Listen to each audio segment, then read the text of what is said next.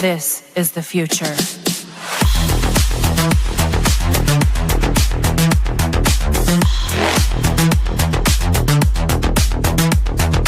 Evolution. The Crossing Realms Conference launches September 19th and 20th and will dock in Richmond, Missouri. This is already being called the event of the year, folks. With an unprecedented list of speakers and special guests, 2 days of cryptids, UFOs, and paranormal presentations, along with a celebrity-filled ghost hunt, meet and greet, gallery reading, vendors, and a film screening. This promises to be both educational and fun. Go to Eventbrite.com to secure your tickets and vendor slots before they are all abducted. They're going fast.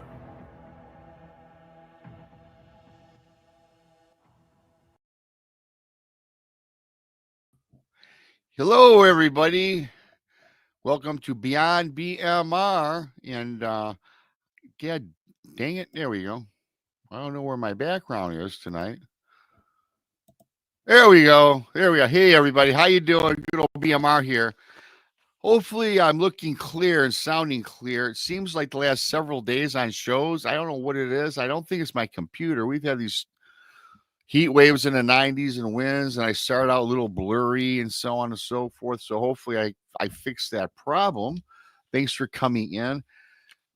Typically, I do the show with Krista as my co-host. She's taking care of some personal accounts with a friend of hers.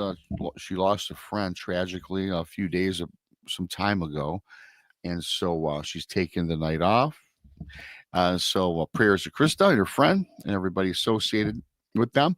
Again, it's a great show, and don't forget those tickets. That's right. It's going to be that conference is coming up, you guys. I can't believe I'm not wishing the summer away at all. Just June 20th, first day of summer. Then of course Michigan went from 70 degrees to 90 degrees overnight, thunderstorms and all that stuff. But hey, it is what it is here where I live. So please don't forget that. The ghost hunt, everything's going on there. Gary Spikes is in the house. He always drops the link. It's on Eventbrite. It's also posted in all of our YouTube channels. So thanks for coming on in. Please hit that like button. My guest tonight, of course, is Dr. Dennis Carroll. We have a great show in store for you. Don't forget the Super Chat's open, a great way to help support what we do around here. You can become a BMR Pirate Armies. Join today. Join the many. Join the few, depending on your point of view. It was funny, me and Dennis were backstage talking about some pirate hauntings. Maybe Dennis will tell us a little tale on that. It was very interesting. So, yeah, thank you for everybody. And also, before we kick off the show, as I always like to do, I like to thank people for buying my books found on Amazon. Bigfoot Mission Rob presents True Cryptid Encounters, Books 1 and Book 2. Simply type Bigfoot Mission Rob in your Amazon browser. Please leave a review if you've bought it. That does help promote book sales. And thanks in advance for that. Also, let's see what else. That's about all the business. There's something else going on Thursday. Check out the Blondes and Booze, a nice event we're doing Thursday night. Check that out. You've heard about it. A charity that we've been throwing in Hellbent Holler and Paranormal Portal and so on and so forth. So a round table. So yeah, so it's being a lot of fun Thursday night, and I think that covers most of the business. Hello to everybody. Thanks for coming on in. And I'm not going to waste any more time. Don't forget, we're also found wherever podcasts are found as well. There we go. Now we're done. I can bring up Dr. Dennis. Hey, Dennis. Good evening, sir. It's good to be back. How you doing? Great to have you back. I love having you on. You've been on many times. Now I can't count. You're on every 2 or 3 months, it seems. Started out maybe twice a year around Christmas and Halloween. Now, you're kind of a staple now around here because everybody just loves you, and you always provide great information. So welcome back. Well, thank you. I appreciate it, and I really enjoy it. Well, I'm a big fan of your show as well. I watch it a lot, and I know you kind of check in on me every now and then too. So I do. When I catch you live, I pop in and say hi, but I do watch the replays because Dennis Carroll Hunting the Shadows podcast. You can find it on YouTube. His link's posted here. Yeah, check it out because Dennis brings it. I mean, if you're into the paranormal, the cryptids, and other things too, Dennis, you really are a wealth of knowledge in all the subjects. That's why I like having you on, because we can talk anything really. And we've talked the full gamut on this show, like you do on your show. And today I was going to talk a little about werewolves and bloodlines because you and I have not done that in a while. We've gone off on other avenues, which have been great.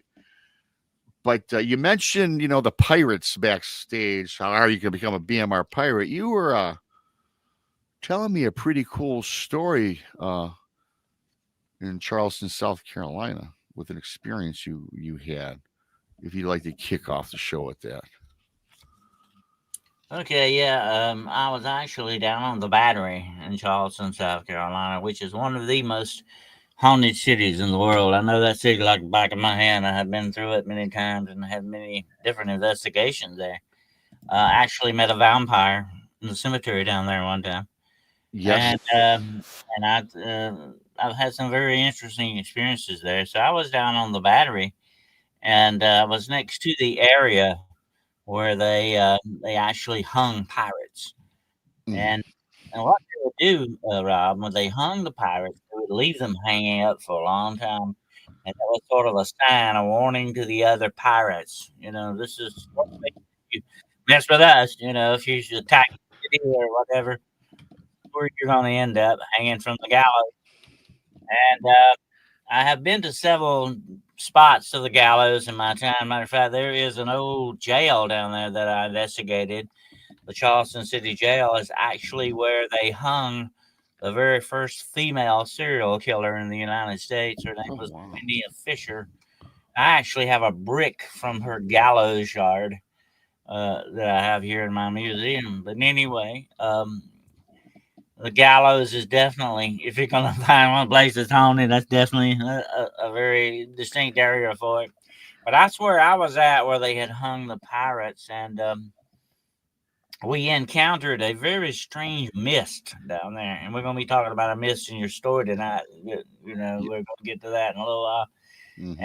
And but this mist was not big. It was sort of the shape of a human body. It was sort of probably no more than 6 foot tall and maybe 2.5 foot wide in that way, but it didn't have a distinct shape. It was just a mist, but it was a very strange. I've encountered mist, on river beds and then foggy nights and all that. This was different. I mean, the properties of it acted different, and it was floating down through there, and other people saw it too. We were standing around, and I was just doing sort of a walkthrough investigation. It wasn't a very thorough investigation. I just, was checking the area out.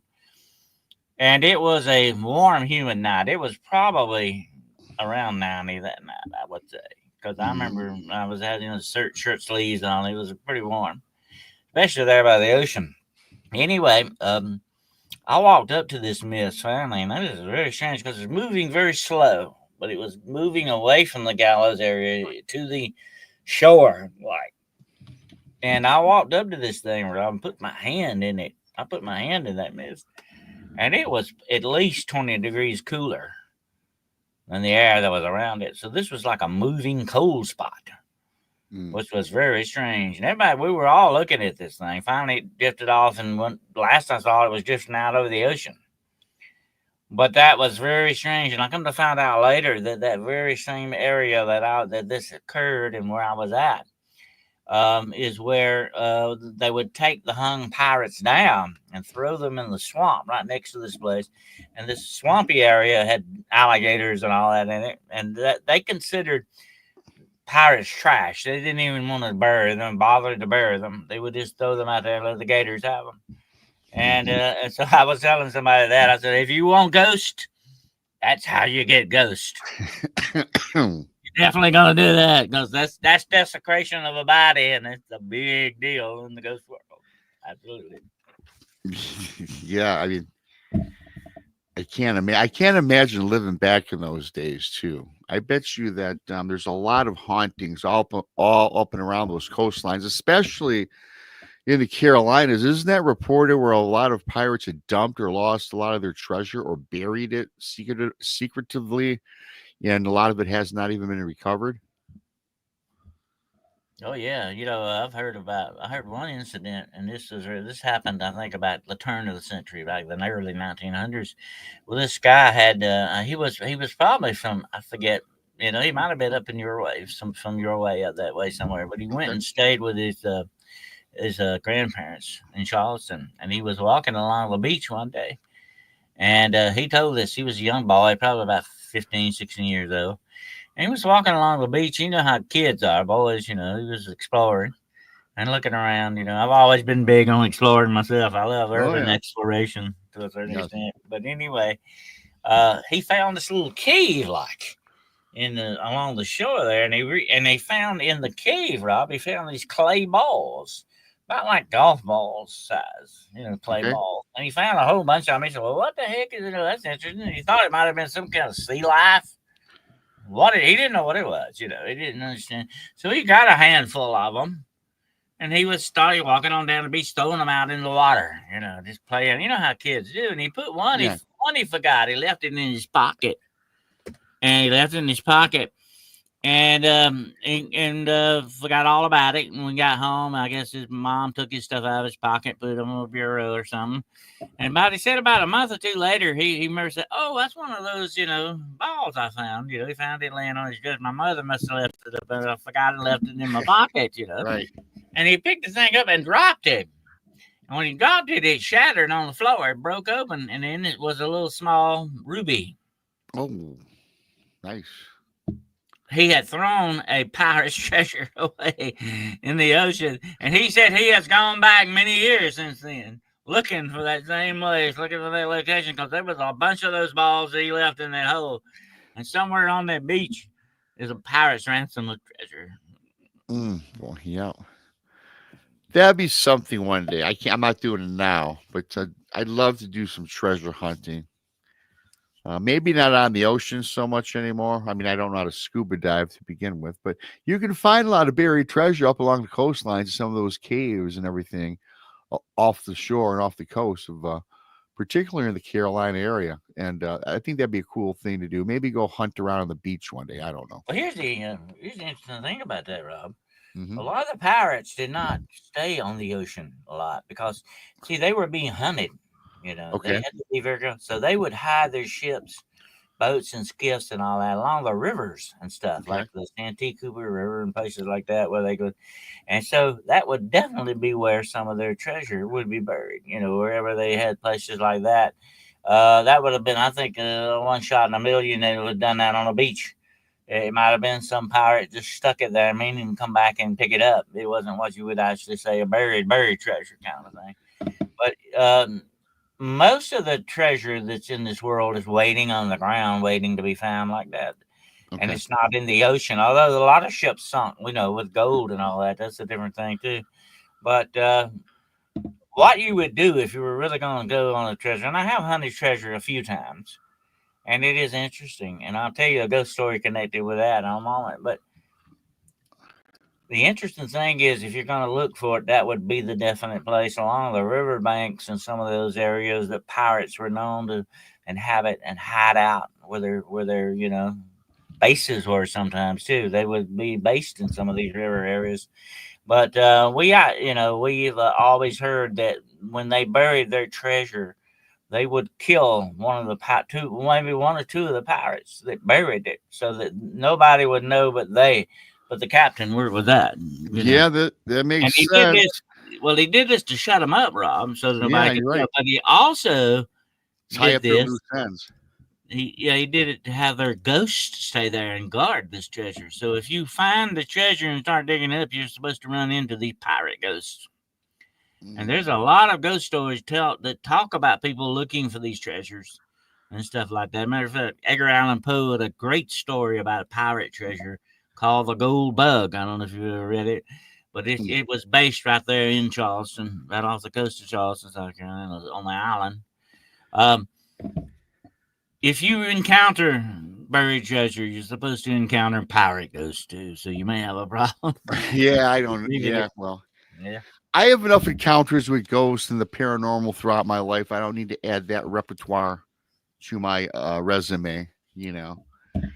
Yeah, so, but yeah, always intriguing though. Whenever I find some documentary on pirates, I always tune right on in and I watch. I've watched a lot of them.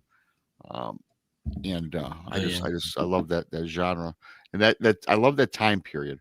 I don't think I'd want to live in that time period, although it's very sexy, if you will, being a swashbuckling pirate, this, that, and the other. But that was a brutal lifestyle. You know, it was like you said, being hunted on the high seas, always looking out one corner of your eye to get stabbed in the back, you know, hiding your treasure from even your mates and everything else that took place. And you always had to go from, I don't know, if island to island, town to town, and you're always on the run.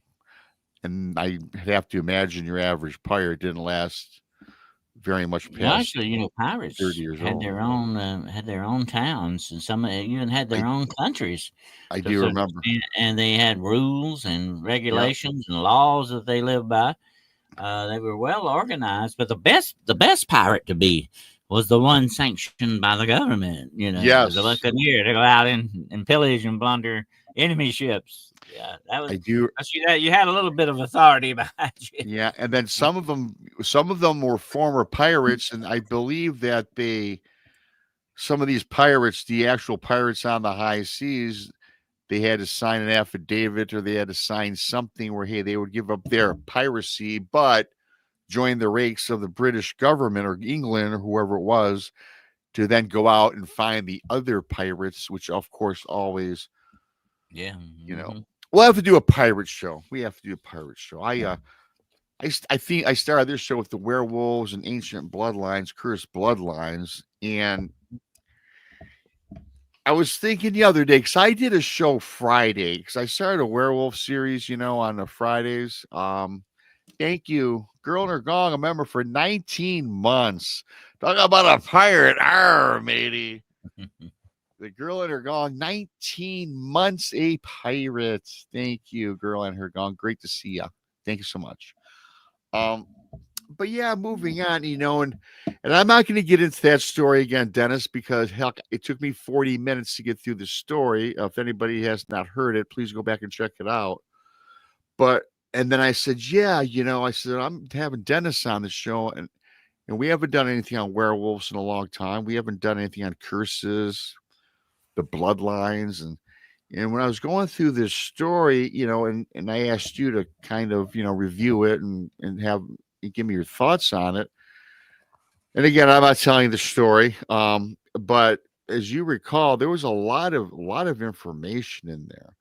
You know, very briefly, a quick 2 second synopsis. This is some email I had gotten some time ago, everybody, and reading through it, I couldn't quite understand it. It was written in like I couldn't understand the writing, almost like this guy wrote in the 18 or 1900s. Back, he spoke like a king, like King Arthur, or one of these kings. And so I finally had somebody translate it. He had somebody translate it, and as it turns out, he's had bloodlines, I guess, from way back when, was paid a visit and all these things, and it become, I guess he dealt in necromancy, and his grandfather, supposedly his current grandfather, has lived since the 1700s. And again, without getting into that story too much, do you think a lot of these werewolves, this all starts with there's a bloodline, right, that runs about with a lot of these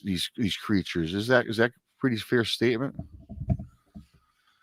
Well, you know, we've done a few things, a few shows in the past on some of this. We've approached some of this subject a little bit together, Rob. You and I have Yeah. in the past. But the interesting thing, of course, werewolves are near and dear to my heart because at the very ripe old age of 15, the very first case I ever investigated was a werewolf sighting, by the way. And werewolves indeed. If I were going to be a cryptid, I'd be a werewolf, definitely. Yeah. Yeah. But Yeah.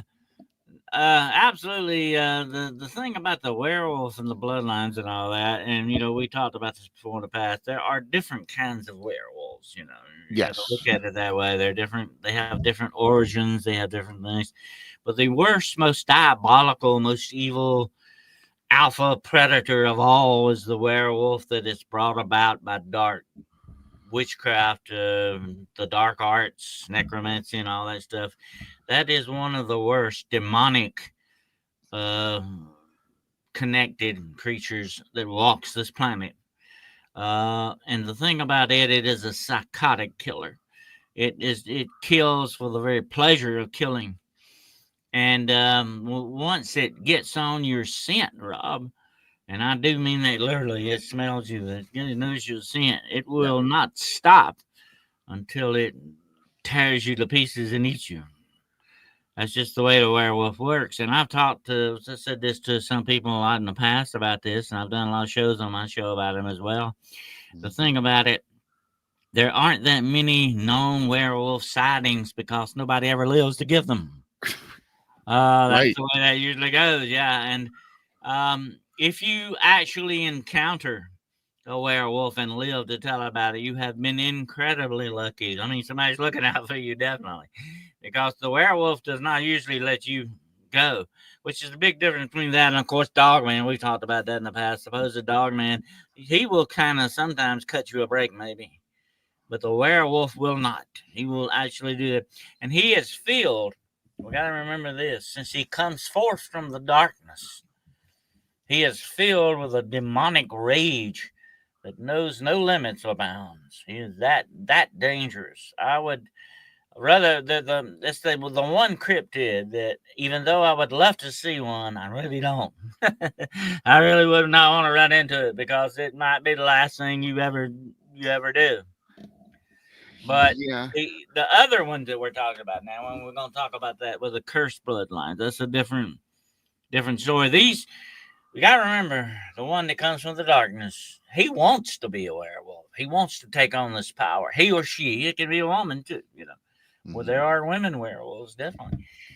They take on this power, this satanic power. They get it. They ask for it. They do terrible and horrible things to get this power. And this is one of the 9. I've been talking about this on my show Wednesday night.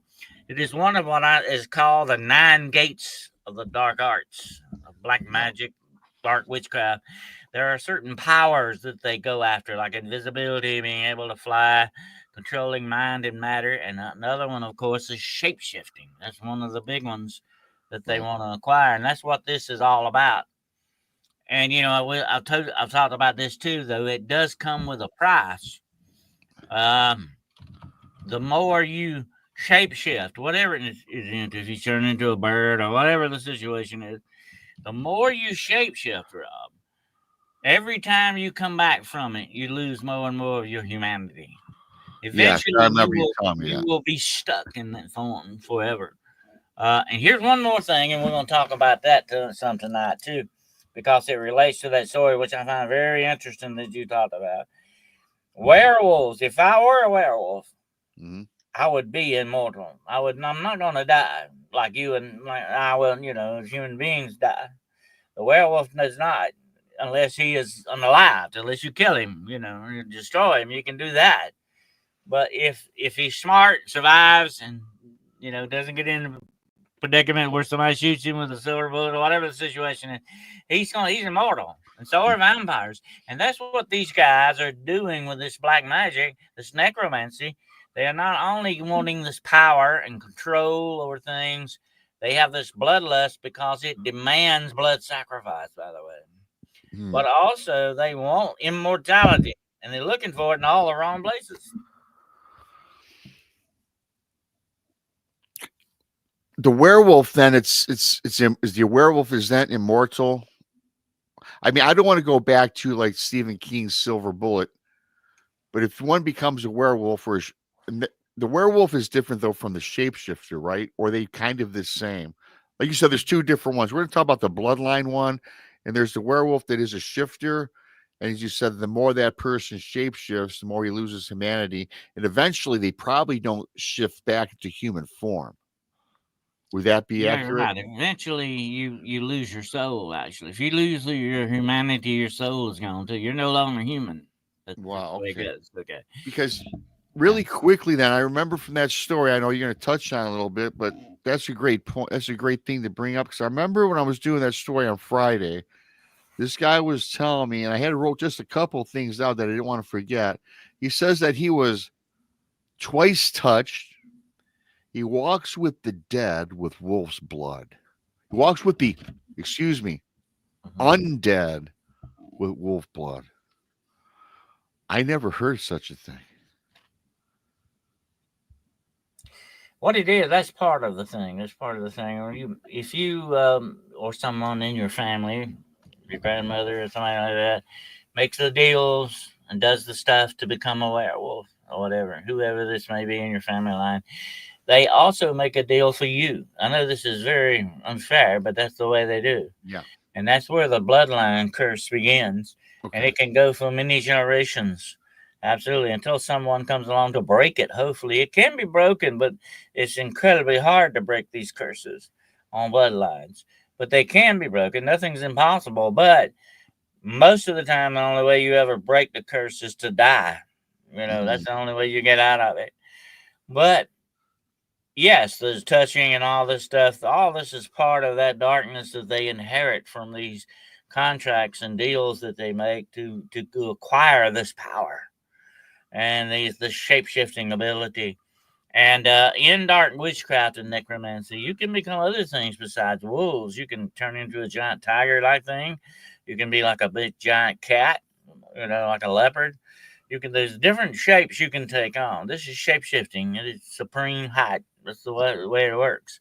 But the werewolf is, and there are a lot, being a demonologist, I can tell you this, there are a lot of demons associated with the wolf spirit. The wolf spirit is very interesting because the wolf spirit is one of the spirits that the demonic copies from nature.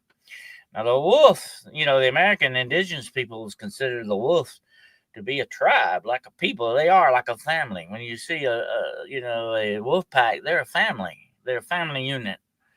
They operate that way. They're very clever. They're very smart. And so demonology, demons see this thing and say, hey, we copy that, you know. We have a network already in place. We can copy that kind of wolf stuff, you know. And that's the way they go with that, because the wolf has been attributed, although sometimes he really didn't deserve that reputation. The wolf has a reputation of darkness and evil already, and whatever the demonic sees like that, it can use it. It will. And, you know, we talked about, you know, that very explicit example of Slender Man, which was invented on online, but now the demonic is actually using that shape and using that to do things that they want to do. Just like they used Annabelle, that doll, they use different things, okay, to accomplish things. So they have taken the wolf spirit in nature, which is wild and untamed, and it does have a dark side to it, you know, but it's just an animal like other animals. But they take that wolf spirit and expound upon it and take it into the demonic and build on it, and it becomes part of the demonic, unfortunately. But when these people take upon themselves this power, Rob, it has to touch them. It has to become part of them. And that's what necromancy is all about. Now, necromancy goes into many different areas, okay? Necromancy is one of the darkest magics you can ever run into. It is very vile and evil and just hideously dark, okay? Very bad. And it has to do with messing around with the dead, having sex with the dead, raising the dead, talking to the dead, but it also has to do with letting certain spirits inhabit reanimated bodies. That's where you get zombies, and I'm talking about the real zombies, not the Hollywood kind. Yeah. I'm talking about the real zombies and the real vampires and all that. That's how they inhabit and reanimate dead bodies, because there's a spirit, an evil spirit in them that does that. Okay. But the wolf spirit, this is a different thing altogether. It's hooking up with that wolf spirit and imbuing it in people. I have actually had cases where there was one case where I saw someone change in front of my eyes. Almost the facial characteristics began to change. He believed without doubt that he was turning into a wolf. Okay. And the nose began to change, the eyes changed, the lips grew up, the teeth. He was changing. He was morphing, and how far that would have went before it was stopped. I was in an exorcism, and I saw this happen. Okay. And where it would have stopped, I don't know. I can't tell you that, but I know how far it went before it was stopped, and it was going that way. Definitely, that person was beginning to look very unhuman in many aspects, Yeah. and I that was disturbing. Definitely. that, Mhm. that is disturbing. And about this story that I shared Friday for everybody for coming on, and you gotta go please watch it. I dropped it Friday. There was this guy that the email I got from Europe, and I remember he was telling me that he had all these for centuries. There was like throughout his lifetime, the chain of communication, all these stories will be told to him, and there was actually a lot of documents passed down, writings on some on crumpled paper, some was rewritten because it just fell apart throughout all the years. And he'd been mentioned one of his great aunts could speak to the mist. And one of the great aunts was, I guess, a necromancer who could also read your thoughts or your past and your future by tasting the blood, Mhm. this, that, and the other. And then it went on further and further that he was part of this bloodline. And again, this is in the 2020s, you guys. This guy's writing this, but it seemed like all this took place way back in the 16, 17, 1800s, which kind of suggests to me that these are immortal creatures, right? In the sense Absolutely. of the bloodline They're talking. like vampires. They can dwell for a long time because they have that demonical power in them to do that. And like I said, they're thirsting after this. A lot of the people are doing it the wrong way. Of course, they're going after this stuff. You can do it by cloning. You can do it by replicating yourself. You can do it by robotics. They're all trying to play this God game, Rob, and looking for immortality. And this is nothing new. I mean, it's been going on for a long, long time. And you hear about people like the Comte de Saint Germain and the Wandering Jew, and supposedly even Judas from the Bible was cursed into being a vampire. They live forever, for thousands of years.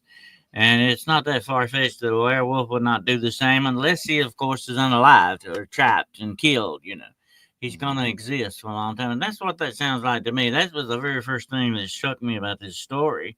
This guy probably has been like this from way back. Yeah.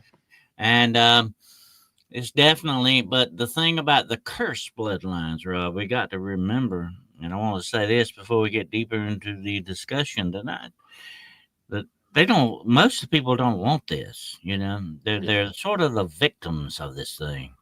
See, now, like I said earlier, the witchcraft type werewolf, he wants to be that way. He's given himself over to the darkness. He sold his soul out for the power that he wants.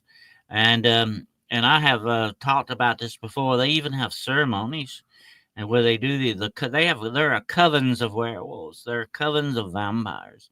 They even have ceremonies. I talked about the Feast of the Wolves, where they get together and eat little children for dinner. Um, and then you have the banquet of blood, where vampires do the same, except they suck the life out of little children.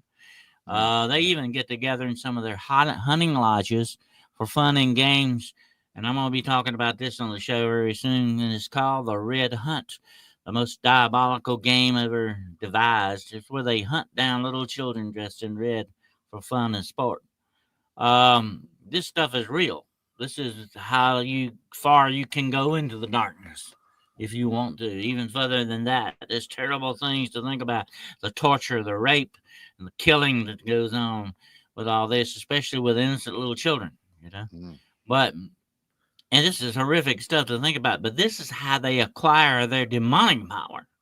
The more death and torture and trauma and fear that they can do that, the more power they can get out of this stuff. That's where the rituals come in. But on the other hand, you've got the cursed people. They don't want to be that way. They've either been bitten by a werewolf, or there's some kind of witchcraft in their line, which is what sounds like this may have happened with this guy. You got some kind of dark witchcraft down your line that's going to curse you with this, and you can't control the change. If I were a werewolf of darkness, like I before mentioned, I can change anytime I want. They gave me broad daylight. It didn't have to be a full moon. Forget that. That's Hollywood stuff. Yeah. I can change right in front of you and anytime. Okay, doesn't matter. I put the belt on. I know the incantation. I know what to do it. But now the guy that's cursed, he is a victim and he is cursed by this thing. He is also controlled by it. So he doesn't have a whole lot of control over what he's doing with the curse. That's a bad, terrible way to live when you think about it. It would be one of the worst curses you could ever wish on anybody. That they could not control this animal, this beast, this darkness that comes out of them. And these people can be, well, just like any of the werewolves. That's the insidious thing about the werewolf, Rob. He can be your next door neighbor. He can be your Sunday school teacher. He can be your priest and not know it. You not know it. Until it's too late, of course, if you found out the wrong way. Very much like we know with Silver Bullet, the movie Silver Bullet, that priest, and here's how twisted the priest was. He thought he was actually doing God a favor by unaliving certain people, but he was killing little children too. How does that get good? Yeah. That's an interesting story, but he was definitely laboring under a curse. See, he didn't want to be that way. But he was being changed by this dark magic. He was touched by the spirit of the wolf. And whenever you're touched by the spirit of the wolf, you're marked by it. In other words. And that's why he was talking about being touched. You're marked by it.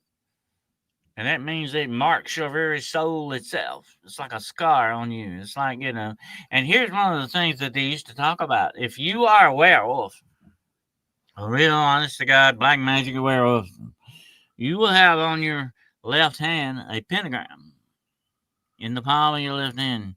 You will see this. It will be like the lines in your hand, okay? You will have that.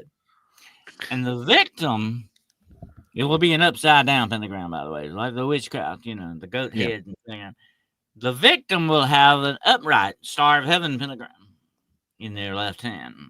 And if you see that in somebody's hand, you know that you're going to get them sooner or later. You're going to unalive those people. They're going to be your next victim. You see that, but they can't see it. But you can see it. So that would be a horrible thing to live with, too. What if you went to shake hands with your girlfriend or your wife or your sister and you see the star in their hand? They're the next victim. Mm-hmm. Yep. But that would be part of the curse, too. Definitely, but you have no control over it. That's the bad thing about it, And here's one other thing: we got to forget about the Hollywood thing with the full moon deal. Full moons, they like full moons because it is the height of their power, but they don't have to have a full moon to change. Even a cursed werewolf can change, but underneath the light of the moon is when they have more power, and it does instigate more of a change in them. Okay, in that respect. So they do dread the nights of the full moon, especially if you're cursed by the werewolf. If you dread that because it begins to work on you. It starts pulling an animal part of you out of the darkness. And what it is, the curse itself, the mark of the wolf, is that eventually this animal that's living inside of you takes you over completely. So this is the ultimate type of demonic possession.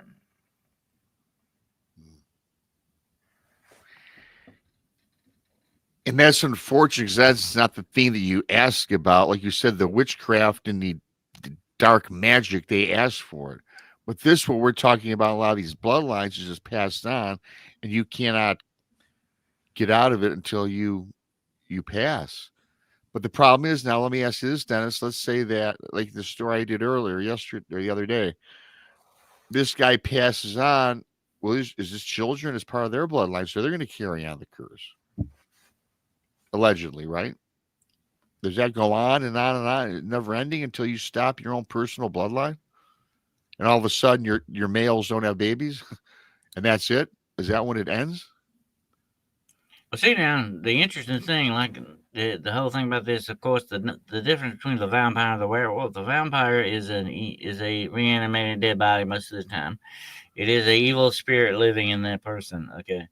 And like I said, we're not going to get into that now. There's several different kinds of vampires too, by the way. Yeah. Subcategories and stuff. But anyway, here's the thing about the werewolf, okay? He can live for a long, long time unless somebody kills him or he kills himself. But he knows without doubt if he unalives himself, he may break the curse, but he's doomed to hell. That's it. He's doomed. Either which way he goes. His soul is doomed or he is doomed to live this curse. One way or the other. It's that old proverbial saying between a rock and a hard place here. Spiritually, definitely. And that's the way it goes. The werewolf could unalive itself. And you can kill a werewolf, okay? No matter what bloodline or cursed bloodline it is, he can still die, okay? But given the fact that if he does survive and he knows how to, he's very smart, does what he needs to be doing, he can live a long, long, long time. He can have children. He can definitely have children, but he's got to remember, if he has children, he runs the risk of passing this curse on. It's in the blood. It's a bloodline curse. If he passes this on, so he wouldn't want to have children. You know what I'm saying? He would not want to do that. And he knows that even if he marries the girl of his dreams, might end up eating her one day. Because this animal is uncontrollable in him. This darkness has no boundaries. And he can't do anything about it. He's a victim of this to the greatest extent. This dark cursed bloodline. Like I said, there are ways to break it, but it would be incredibly hard to do so. But mostly the only time that will break that curse is death itself.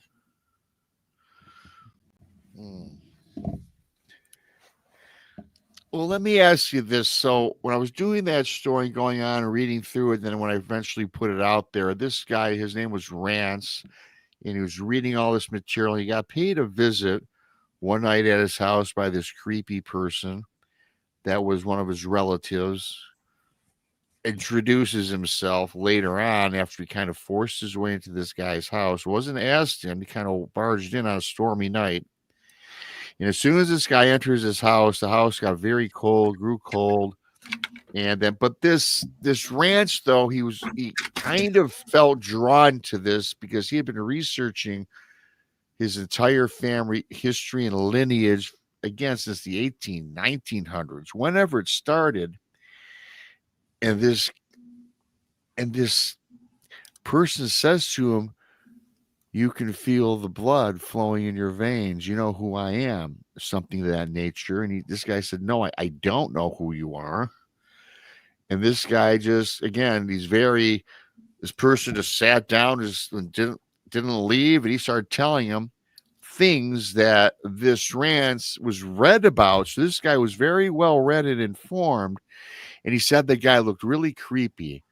He said he looked like his skin was was made up of other forms of flesh, just not a very attractive looking person. Well, what that Rob incident tells me, and I went through it thoroughly when you sent it to me. Okay, fascinating account, definitely. This guy being able to come in without being invited definitely tells me that this man was probably kin to him. Definitely, it was part of that bloodline. Okay, because he would have had to have an invitation. He just couldn't walk in. Just like vampires, any kind of evil has to be invited in, whatever it may be. It goes along with black-eyed kids and witches and everything else. You usually got invited in. So, and he's being able to walk right in, that told me right there that he was probably kin to this person. He was definitely part of the bloodline. And the interesting thing about this account, though, is that guy was coming back to tell him, "Hey, you got the same problem I got. We're both laboring under this darkness, and this darkness is going to, eat us up alive one day. That's just the way it goes." And here's the thing about it, and I got the feeling from the story that the guy, both of them, the medieval kind of appearing guy and the other guy, are feeling like, "Hey, this is our fate. This is our destiny. We're doomed with this. It's not going to come out good in the end, no matter which way you look at it."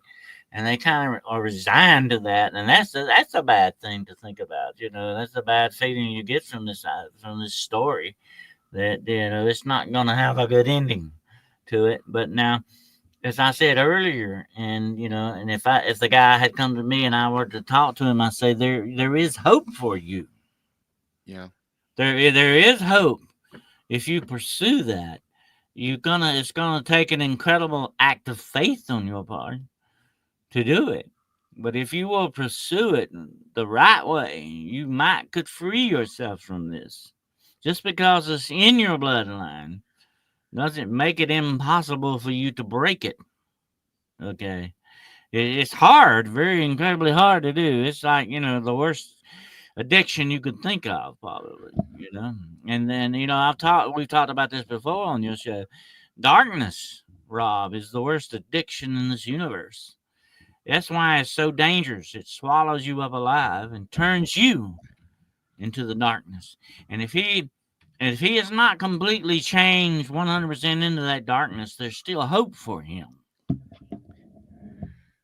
This guy that paid him the visit, I'm guessing he was trying to help him in an odd way. And what I found interesting, though, again, people, this is, if you hopefully you can follow along a little bit, and I'll just, with this person, then this guy leaves and he shifts, and he right before this guy, that cloak he was wearing kind of fell. This guy turned into like a wolf, or he says like a werewolf, a shapeshift. Look at this guy, and he took off, disappeared into the mist. And then it was funny, though, because not funny at all, actually. When the guy disappeared, where he left, there was a bunch of mist appeared. And if you remember earlier, we were talking about the woman that spoke to the mist. And this mist kind of circled around this guy and spoke to this guy as well, which he read about and heard about, reading these scrolls, these diaries passed on. And then he went on to tell me that area, whether it's in the summertime, wintertime, springtime, it doesn't matter. The area where that person stood outside of his house, not inside the home, but outside where he did that shift, he says that ground is forever cold. It could be 90 degrees out, but that little area where it stood and shifted, it's always cold. There are, Rob, and it's very interesting you bring this point up. There are liminal places, we've talked about that before. Yeah. There are liminal situations, there are liminal animals, and there are liminal places. And a liminal place is just a cursed piece of land. Okay. It'll be a cursed piece of land, and that's where you will. I have encountered this mist you're talking about. I have seen it in places like that, and it is an evil feeling thing. Okay, when you walk up to it and you walk into it, you're in the presence of extreme dark evil. I have had this happen on several occasions, and this darkness that sustained this land, whether it be, sometimes it can be battlegrounds, it can be murder sites, it can be cursed land, no matter what. And sometimes the indigenous peoples curse the land too, by the way. I know. There's different ways it can come out this way, but if you perform these rites and do this black magic in certain areas, it eventually pollutes that area and changes it, this very character, and bad things happen there. You encounter weird mists and fogs. You encounter a lot of different things in these areas, and then that depressed feeling that you get from these places, and that coldness that we're talking about, and these are all signs that you are definitely in a cursed area, a liminal space, an between worlds, in other words. So that space, though, has not. The guy has said it's not gone away, though. That's the thing, and that's part of the liminal space, then, or it seems to me they would have dissipated by now. It's just forever there. So that's part of what we're talking about, then, right? These places, Rob, when these places become like that, they draw some power off of it. So that's why they keep going back to these places. That power has been awakened there, darkness, and usually they do blood sacrifices there. And the ground, the earth itself, cries out for the blood of these people, and it changes the very fabric of the ground itself. It's a dark, they used to be, that's what they used to call Kentucky, by the way, the dark and bloody ground, because there was so many battles fought in it. so many, especially amongst the Indian tribes and stuff, they lived there. It was called the dark and bloody ground. You have dark and bloody ground like that. Places like that where, these sacrifices and rituals have been done. Doorways have been opened. Spiritual doorways that are open there that are not closed. You're going to run in. I've run into a lot of areas like that. As a matter of fact, I've had some of them have had to try to close those doorways that people have left open. And people do not understand. That's just like playing around with the Ouija boards and seances and doing all this other stuff. You're going to open stuff like that if you're not careful. You're going to open a can of worms you don't want to, It kind of makes a lot of sense because, I mean, here in Michigan, when you and I have talked about this, people have heard me talk about this. Where I live, well, I live in Michigan, not where I personally live. I drive about 3 hours to get there, 3.5 hours to the Manistee National Forest. And throughout a lot of that forest, Dennis, it's alleged, and you can look it up on the computer. I mean, it's cursed land, a lot of it, okay? And in a section of Wexford, Michigan, which here in the state of Michigan is the alleged capital, as they say, of Dogman, that area is all cursed. And there's been many a sighting in Wexford. I've gotten several encounter stories from people. I saw my Bigfoot, as I say, in Wexford County, right? Lake Cadillac. And many odd things happen in the Manistee National Forest. Not the entire forest, of course. It's millions of acres, of course, and expands from Lake Michigan to Lake Huron. But in these cursed areas, there was always a lot of bloodshed that went down between the white folk and the American Indians, right? Now American Indians. And they set these curses down, and they talked about releasing the dogs upon the land, or the hounds of hell. And Wexford was a big battleground. So it kind of makes sense to me that maybe why here in my state, that's one of the areas where a lot of these dogmen are. Oh, yeah.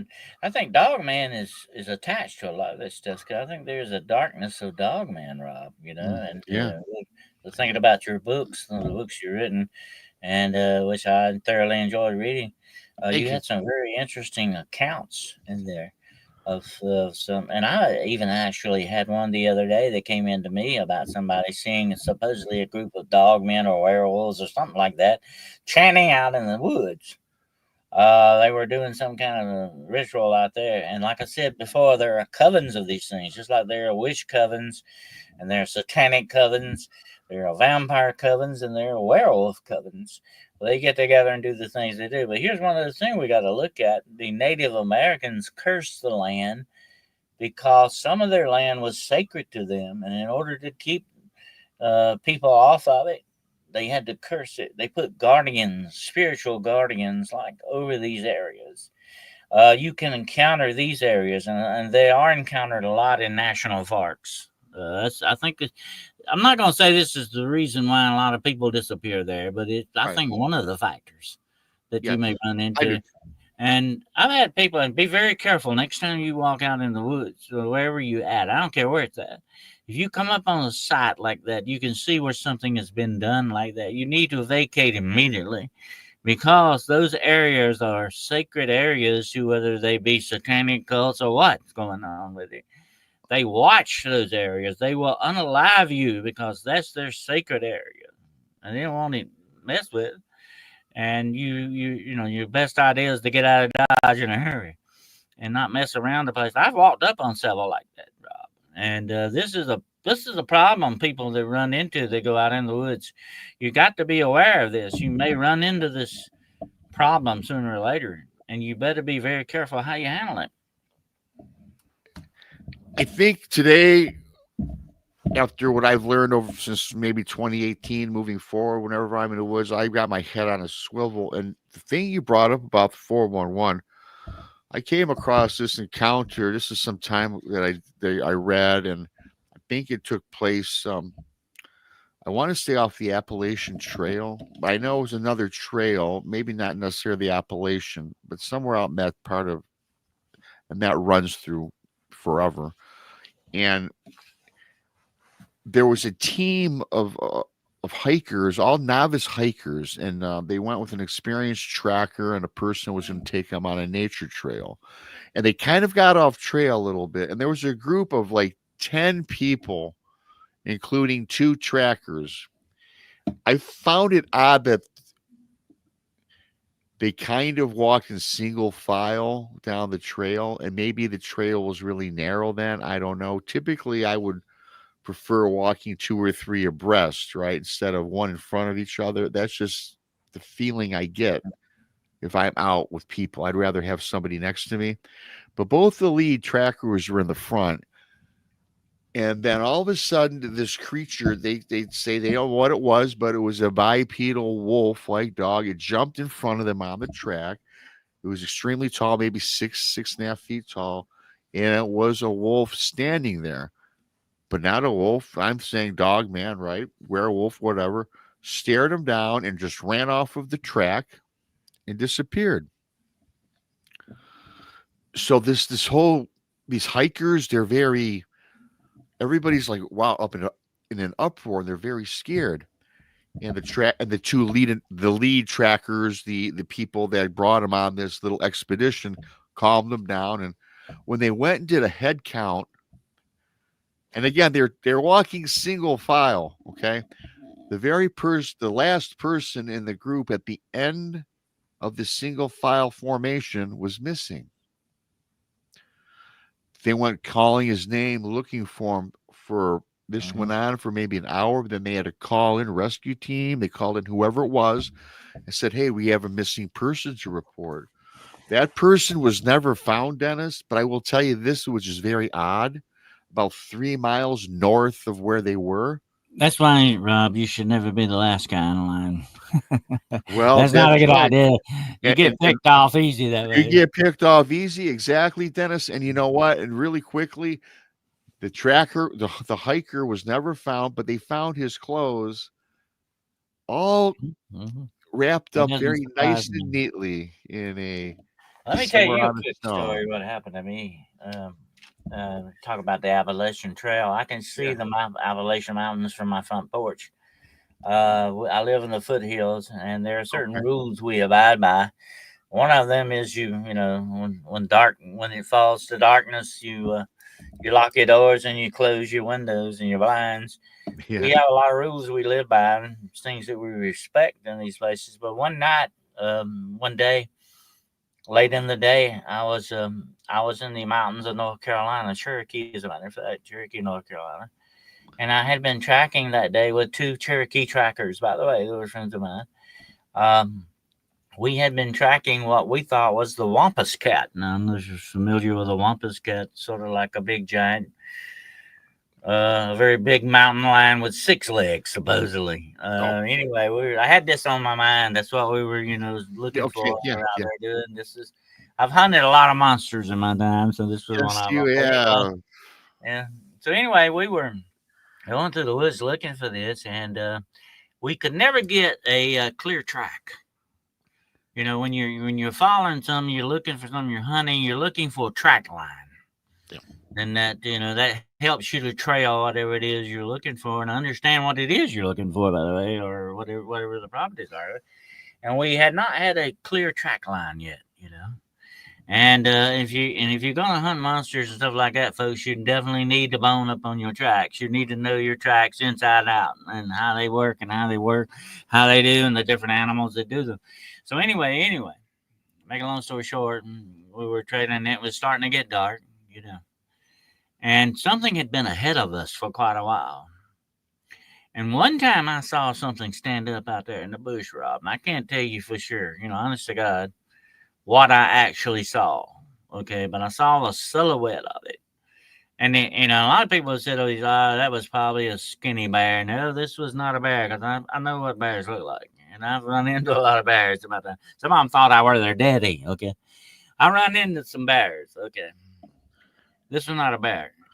It had, bears usually have rounded like ears. By the way, this had pointed ears. Oh wow! But I could see it. I could not get a clear look at it. I cannot tell you 100% sure it was dog, man, werewolf, whatever it was. But it looked canine to me. Okay, I got that impression of it. Yeah. So, anyways, the day it was starting to fall. Night was starting to fall. It was thundering and lightning. It hadn't started raining yet, and all of a sudden we hit a track line next to the creek. And the creek is sort of like, not real muddy ground, but it makes an impression. And I'm following these tracks, and I said, "Wow, these tracks are tight." Honestly, hold on a minute. These are not cat tracks. These look like a dog or a wolf track. But they were huge. I mean, they were big.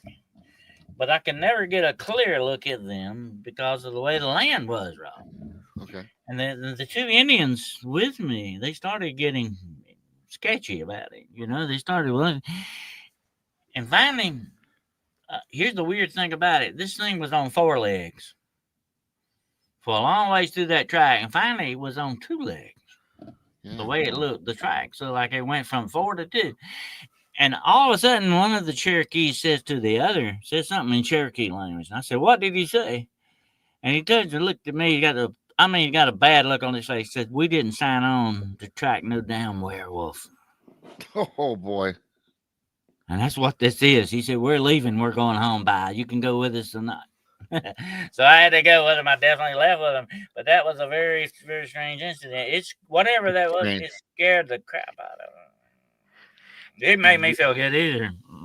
No, I bet. It is scary and strange, and it's just, we come up on a lot of these stories, and we hear them, not only from between us, but other people and other readings that we do and things we follow.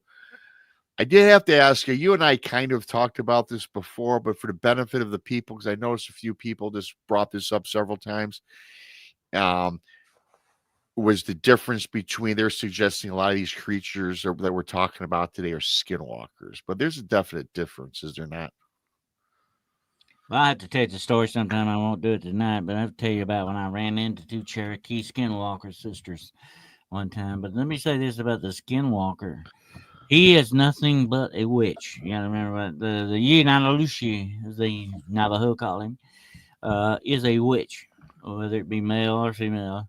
And he changes, and like we were talking about with a werewolf, these are witches too. A werewolf is a witch. The one that, not the cursed kind, but the other kind. He's a witch. Okay, that's what he does. He's a warlock, a witch, male or female, whatever situation. That's what he's doing. He's taking upon himself this dark black magic power to do these things. That's what this is based in. Skinwalkers are the same thing. Skinwalkers are just witch, and the Appalachian witches that live in the mountains I'm talking about, they can turn into big black cats. And I'm not talking about house cats here, folks. I'm talking about leopard-sized looking cats. And I've actually talked to a lot of rangers over the years. They say, "Oh no, there's no such thing like that out there." But I got pictures. I've seen tracks of these things. That's what I was doing that day out there, looking for cat tracks, big cat tracks. These things are real and not just cougars. There's something else going on with that. And here's the interesting thing about these witches that can turn into these cats. They can disappear at will when they want to. You can be trailing them down through the woods, and all of a sudden, you run up on their tracks, and their tracks just disappear for no reason. So what you're dealing with, you got to always remember, it's not something that's a natural animal like a lion or a tiger or a bear. It's something supernatural. Yeah. It doesn't really follow the precepts of the natural world around you. You got a whole different ball game to play. And you better know exactly how to address that. I had an old teacher used to teach me years ago, and it's always stuck in my mind, that now that you know something, whatever you learn, this bit of knowledge you learn, now that you know it, you need to apply it. It's no good unless you apply the knowledge. And unless you know what you're dealing with and how to take care of it, or somebody that knows how to do it, I said, you better be very careful how you approach it. It's probably not wise, just kind of piggybacking what you said, it's probably not wise for a person to go into this, especially when we're talking about, how shall I say? Okay, if you're into Bigfoot and you want to go maybe investigate and look for Bigfoot, okay, fine.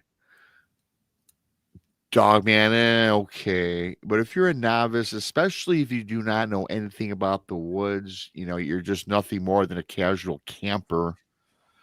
But that's kind of a little dangerous, I would think. But what makes it really dangerous is if you get involved in searching out these dark magic things, that's something you have no business doing unless you're with an experienced person that knows about the dark magic. And even a person that's experienced in dark magic does not necessarily mean you're safe, does it?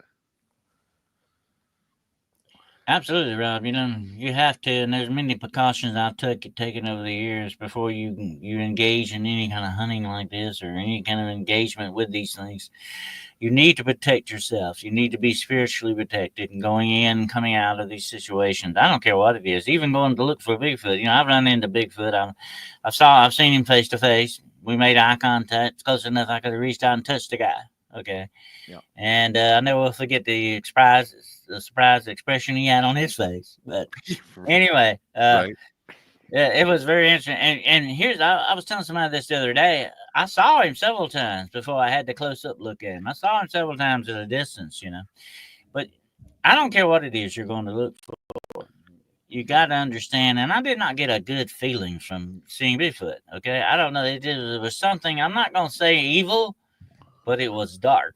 There was some kind of a dark attachment to him. I don't know what it was. I mean, that's just the feeling I come away with it. I don't think he was out to eat me or anything. I don't think he was up to that, but I think there was just something kind of a dark connection there that he had. That's just the feeling I got. A lot of people have felt that when they have had these Bigfoot encounters, dogman encounters, and stuff like that. But you better be protected. You better be in the right mindset to hunt monsters. And here, the number one rule of monster hunting is the hunter must never become the hunted. And you better be careful about that when you're out there looking for these things. I've told this to a lot of so-called wannabe monster hunters. You better have a plan in place when you find it. When you find the monster, you better be ready for it. Because it's going to be a different situation altogether when you do. Yeah, you got to be prepared for it. I mean, I don't know if you could ever be prepared for coming across. Let's face it, you're not ever prepared for coming across something that is allegedly not supposed to exist, right?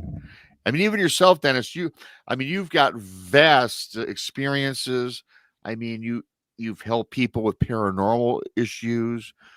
You've seen the Bigfoot. You've had an experience with a vampire. I mean, you've run the gamut. And what do you tell folks when they come up to you and say, hey, I want to start with this? Is there a set of rules or boundaries you got to follow? And you don't necessarily, and you have to believe in something, right? Like you were saying, to protect yourself. Well, what if a person is like, hey, I'm an atheist. Certainly they can get protection. I guess you have to have, as long as you have a certain power to believe in, is that what you really need? Or is it something more spiritual? Well, you can have that protection, spiritual protection, that goes beyond the boundaries of religion. Okay, religion is a man-made thing too, by the way. Right. It's a completely man-made thing. But you can have spiritual protection that goes beyond the boundaries of that. And I have talked to people who have different belief systems. I have done cases in India with the Hindus. I have done cases all over the world of these things that are, connected with them.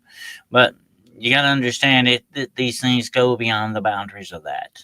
They go beyond the boundaries of science, much less religion, definitely. And the thing about it is that if you have that correct mindset, that positive attitude, you have that peace in you, that it forms a barrier of protection around you.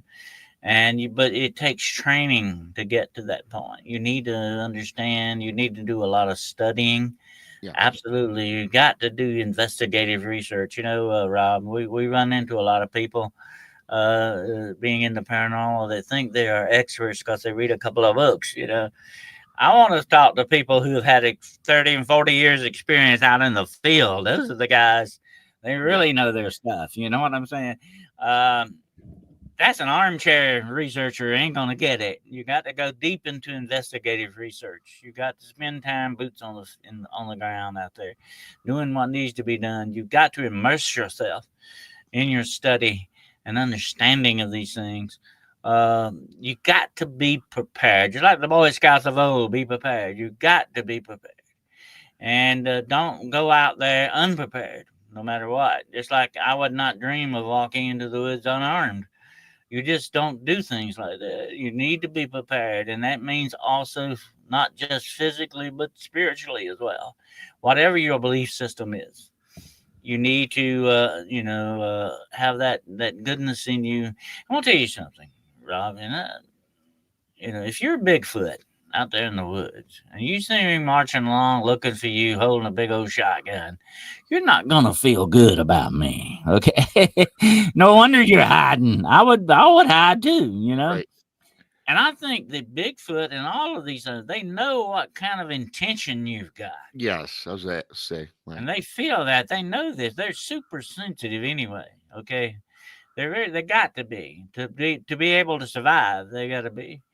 And you got to respect that monster that you're looking for. You better respect him. You don't have to admire him. No. But you need to respect him because he's playing in a different ball field than you are. But you got to be ready for it, and you got to be ready, mind, body, and spirit for it. To what you may encounter, or it may not go the way you want it to in the end.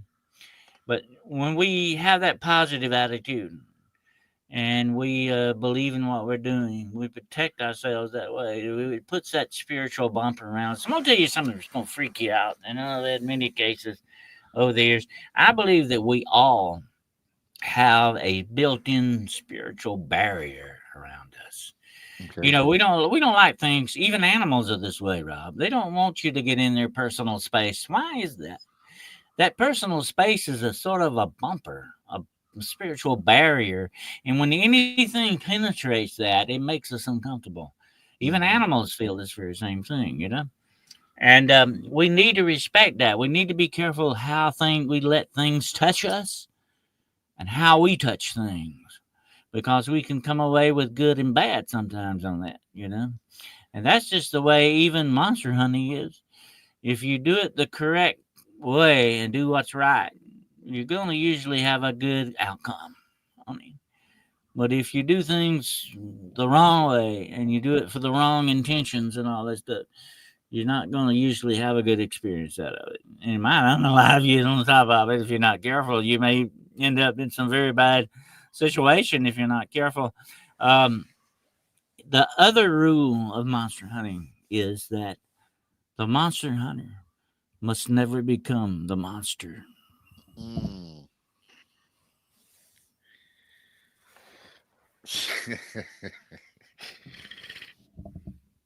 I like that.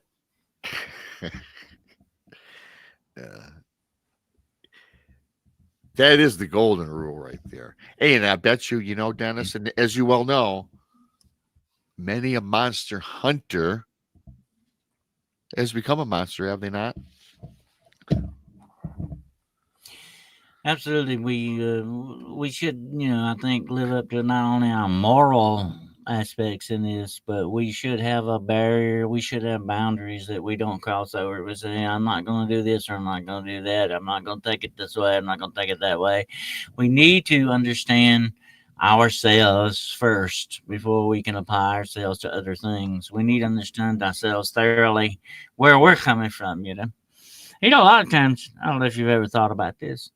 You think about this next time you're out in the woods looking for Bigfoot, okay, bud? Stop on the trail and get off the trail for a while and just go sit in the woods and watch. You might be very surprised at what was on the trail behind you. Oh, yes. Mm-hmm. Yeah. And, that guy, just like Bigfoot and other things, they're smart. They know what they're doing. And, I've told people that you can go stomping through the woods all day. This is not how you hunt Bigfoot or anything like that. You don't go stomping through the woods all day, making all kind of racket. Look, he done heard you 3 miles away. Okay, he's gonna hide. You're not gonna see him like that. You go to where he's been sighted, or you've had some experience, or where there may be clues. You find the clues. You find the footprints. You find the scant hair. Whatever the situation. you hunt that area, but you hunt it by sitting there and watch, become part of the environment, and wait for him. That's what you got to do. And that sounds, I know that's very boring. It's time consuming, but that's the way you do it. But you don't just go stomping through the woods, No, constantly walking, especially at night with a light looking down there. You're not going to have the true experience you really want. no, you're not. And, I'm glad you brought that up because since I've been doing this for quite some time now, talked to a variety of different people. And I always find, now listen, when I say this, I've said this one or two times.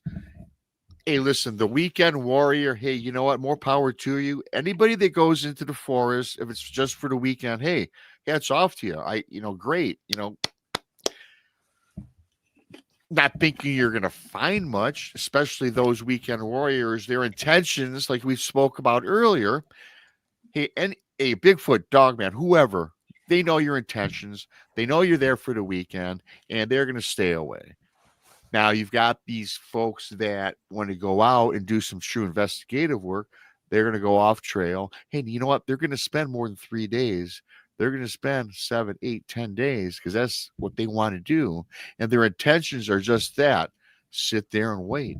You don't have to, sure, you go in maybe a few miles or whatever it is. I'm just throwing numbers out there.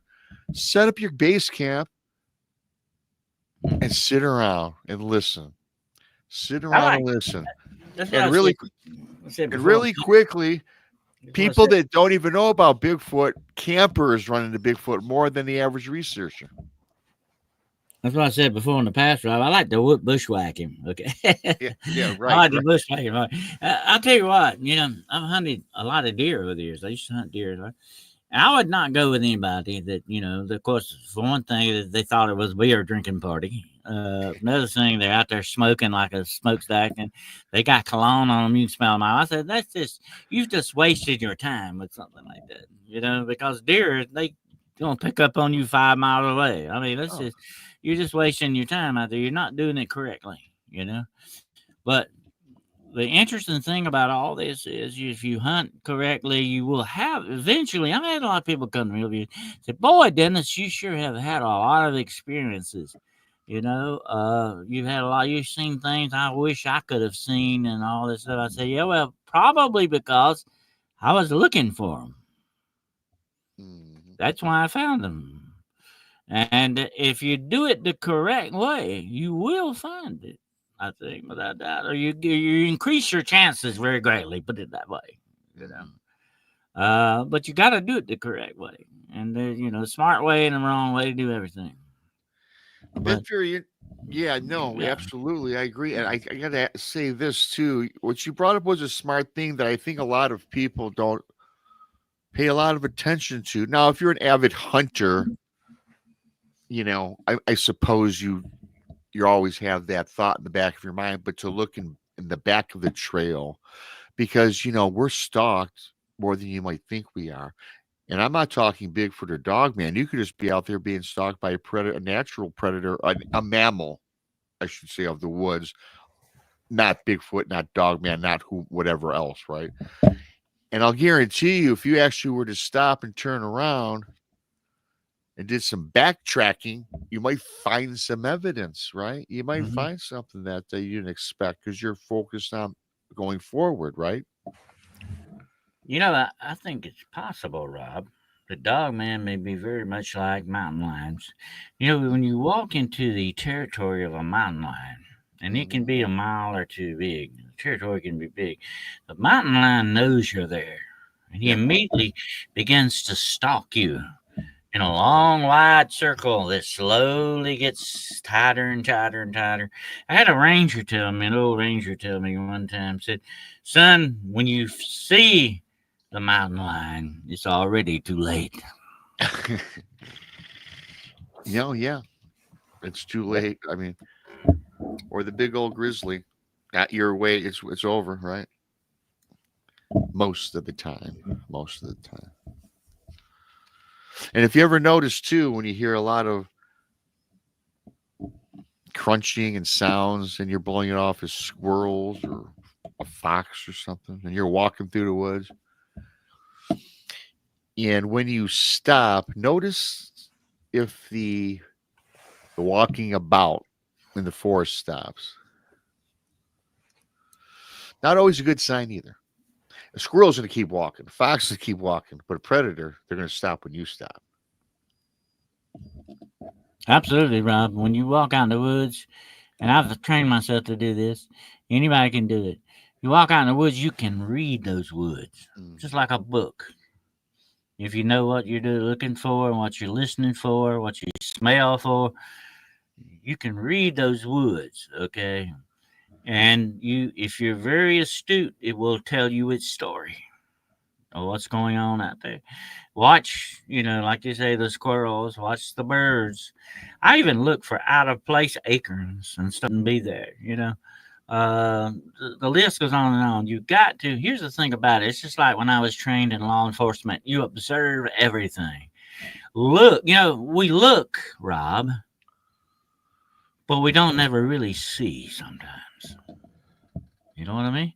And we hear, we listen, but we don't really hear sometimes what's out there. And we need to train ourselves and open ourselves up to what we are missing out on, or what we need to be looking for, or letting it talk to us.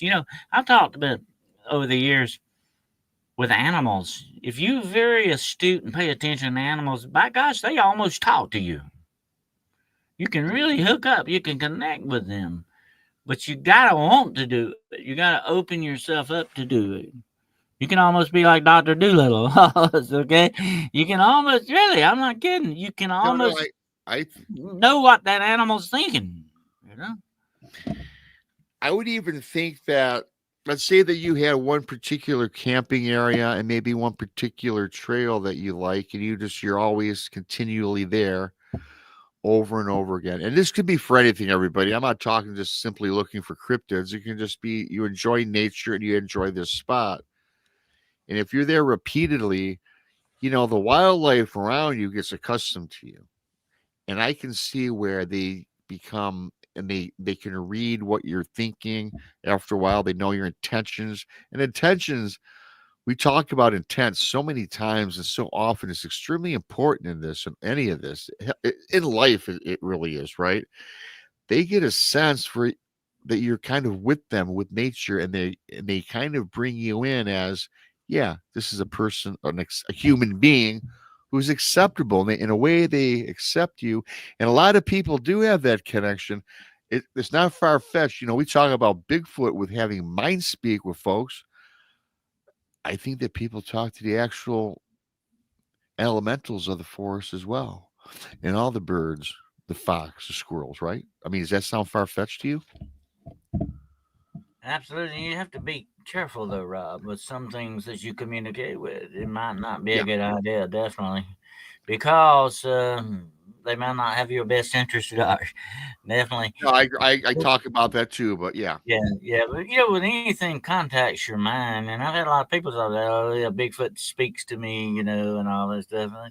You've got to be very, very careful with that, because that borders on the way demonic stuff works. You've got to be very careful. I'm not saying he's demonic. I'm not saying that, but I'm just saying you've got to be very careful, because that is like I was talking about that spiritual barrier earlier. You've got something like that around your mind as well. Okay. And for something to touch your mind, Rob, that is the ultimate invasion of privacy. And usually when something invades your privacy, it's not for good reasons. That's a good point. Somebody reading or thinking your thoughts or putting thoughts into your mind, I wouldn't,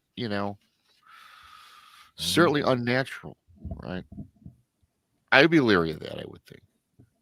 What about these people, though, that have been having this communication with, let's just say Bigfoot as an example? That's really the most popular one that folks have mind speak with, if you will.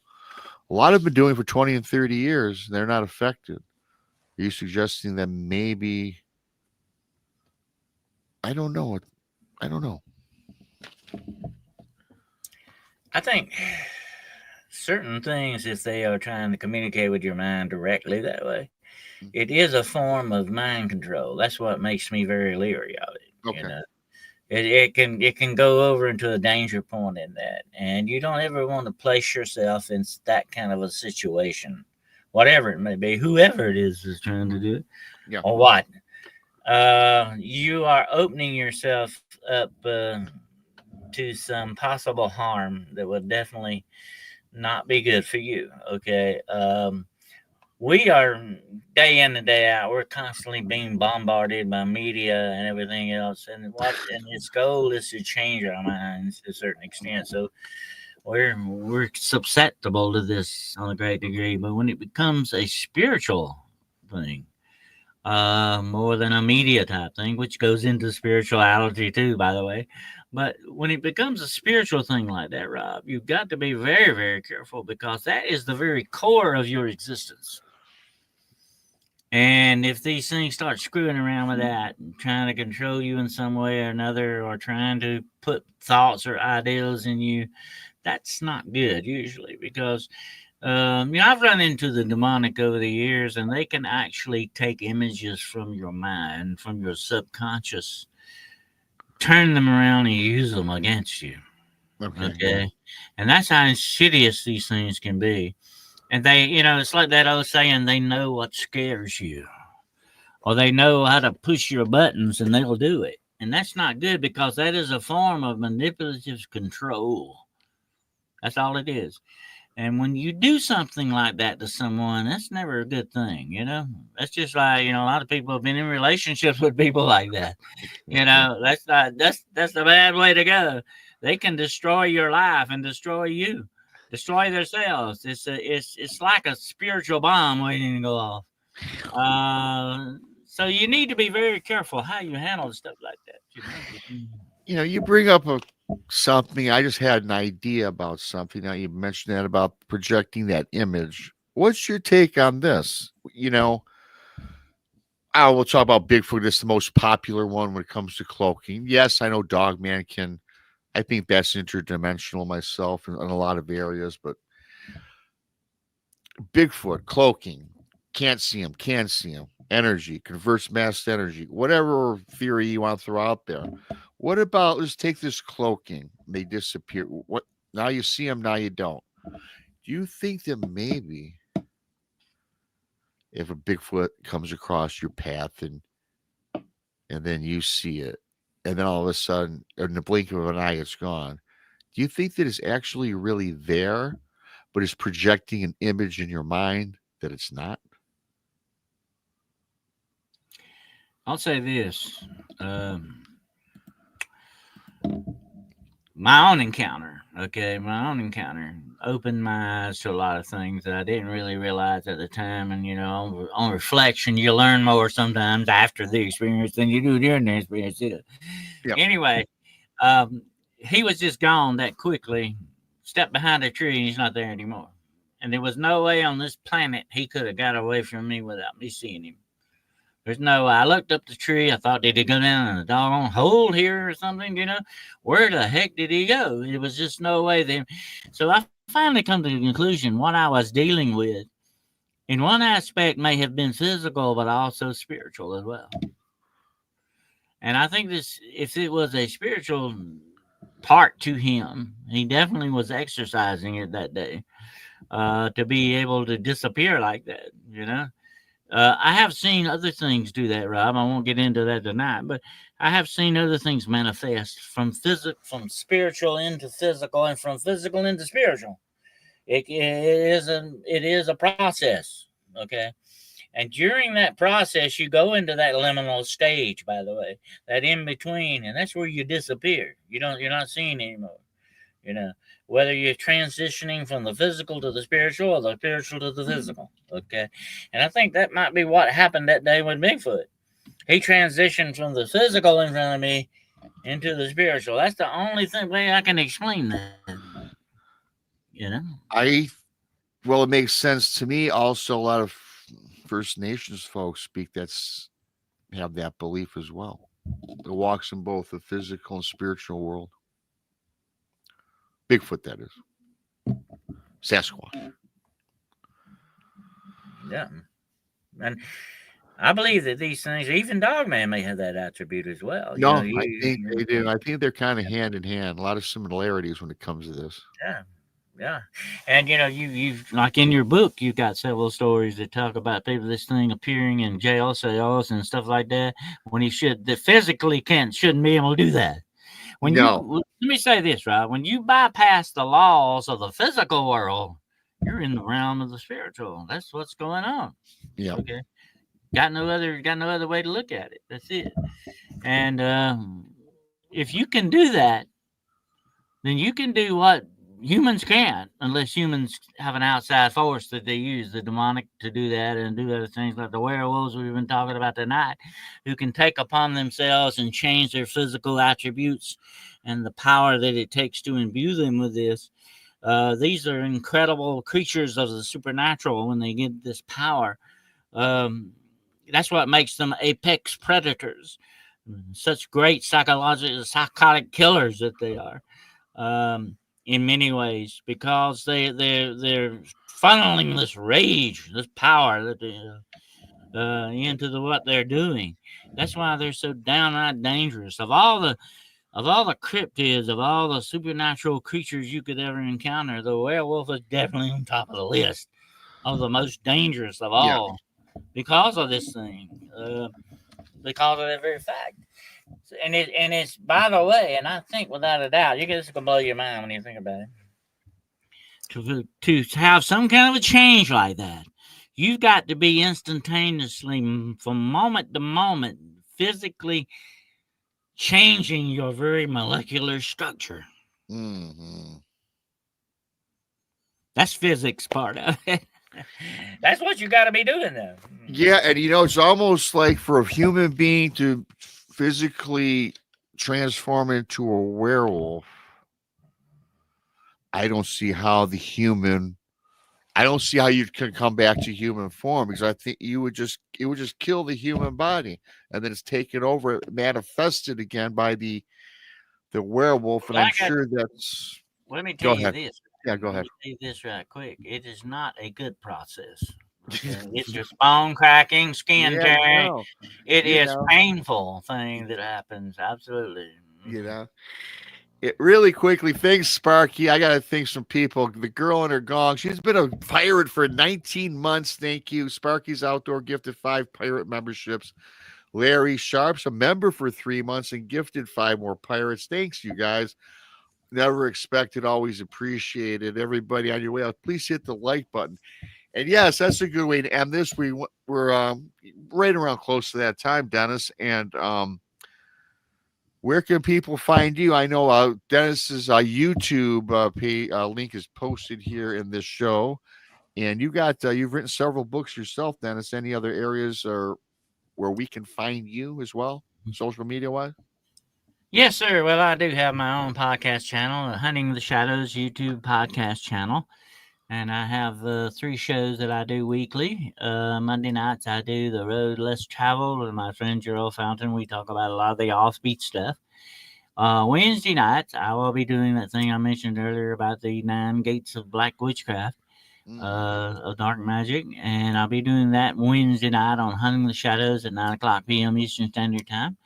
Friday nights, I also do book reviews and stuff like your book I've done on there. Yeah, and do that on Paranormal Point of View. That's on at 9:00 p.m. Eastern Standard Time as well. All my shows are 9:00, so that's good to tag me that way. 9:00 Eastern Standard Time. You can reach me at DennisWCarroll.com.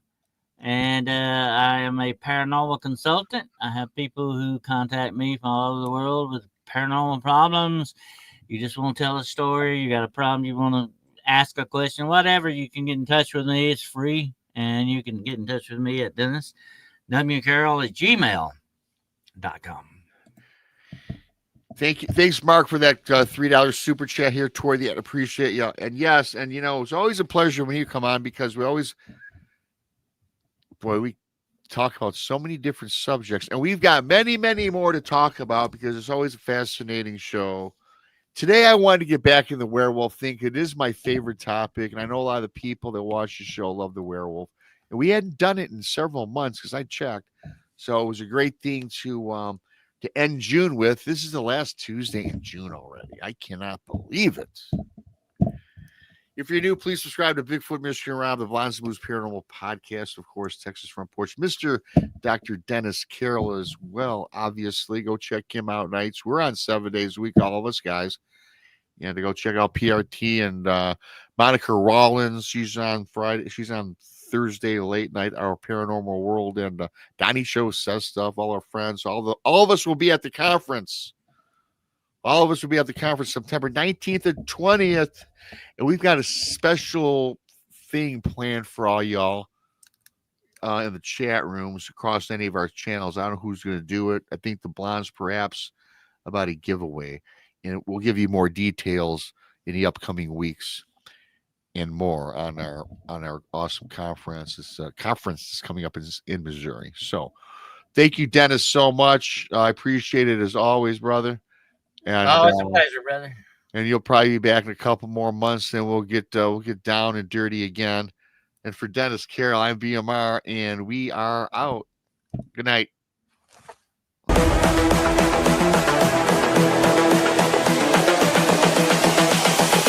This is the future.